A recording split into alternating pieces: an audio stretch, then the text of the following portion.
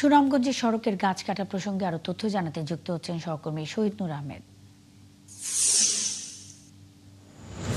শহীদ নূর, বন বিভাগের এমন কর্মকাণ্ডের বিষয়ে কি জানিয়েছে জেলা প্রশাসন?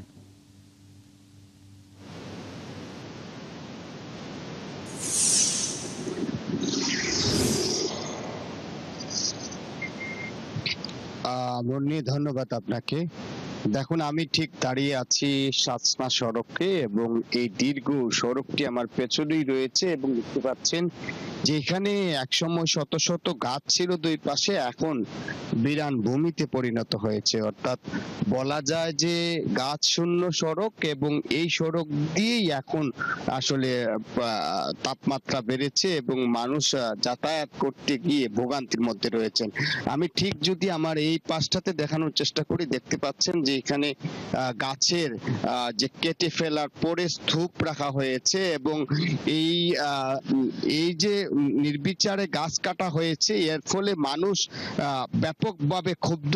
বিশেষ করে বন বিভাগ এবং সড়ক ও জনপথ বিভাগ যে পাল্টাপাল্টি বক্তব্য দিচ্ছেন তারা, যে বন বিভাগ বলছে যে এখানে অনুমতি নেওয়া হয়েছে সামাজিক বনায়নের আওতায় যে গাছ রোপণ করা হয়েছিল চিঠি কর্তনের, কিন্তু সড়ক ও জনপথ বিভাগ বলছে যে এখনো পর্যন্ত আসলে এখানে কোনো সম্প্রসারণ প্রকল্প নেই। এটা হঠাৎ করে গাছ কাটার অনুমতি যে কিভাবে পেল প্রশাসনের কাছ থেকে, আসলে সেটি তারা বলছেন। কিন্তু আমরা জেলা প্রশাসনের পক্ষ থেকে বলছেন যে তারাও কিন্তু জেলা কমিটি কোনো অনুমোদন দেয়নি। অর্থাৎ এই পক্ষ বিপক্ষে অবস্থানের ফলে এই যে হঠাৎ করে 2/3 এই সড়কের গাছ কেটে নেওয়া হলো, এটির দায় আসলে কার, এটি নিয়েই মূলত পরিবেশবাদীরা কথা বলছেন এবং তারা অচিরে যে অবশিষ্ট অংশ রয়েছে সেটি বন্ধ একেবারেই করার জন্যই তারা দাবি তুলেছেন।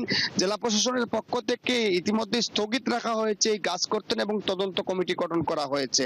আসলে এই যে বন বিভাগ যে কাজটা শুধু এই সড়কেই করেনি, সুনামগঞ্জের অন্যান্য সড়কেও কোনো উন্নয়ন ছাড়া এভাবেই গাছ কাটা হচ্ছে। যদিও তারা বলেছে যে এটি তারা সামাজিক বনায়নের আওতায় প্রায় 25 বছর আগে রোপণকৃত গাছ, এটি কেটে নেওয়ার বিধান আসলে তাদের কাছে রয়েছে বা এই ধরনের বিধিবিধান রয়েছে, এমনটাই জানিয়েছে। কিন্তু পরিবেশবাদীরা মনে করছেন যে হঠাৎ করে এভাবে গাছ কাটার ফলে পরিবেশ প্রতিবেশের একটা বিপর্যয় নেমে আসতে পারে। মুন্নি। শহীদ নূর আহমেদ, অসংখ্য ধন্যবাদ। দর্শক, সুনামগঞ্জে সড়কের গাছ কাটা প্রসঙ্গে কথা বলতে শহীদ নূর আহমেদ যুক্ত ছিলেন।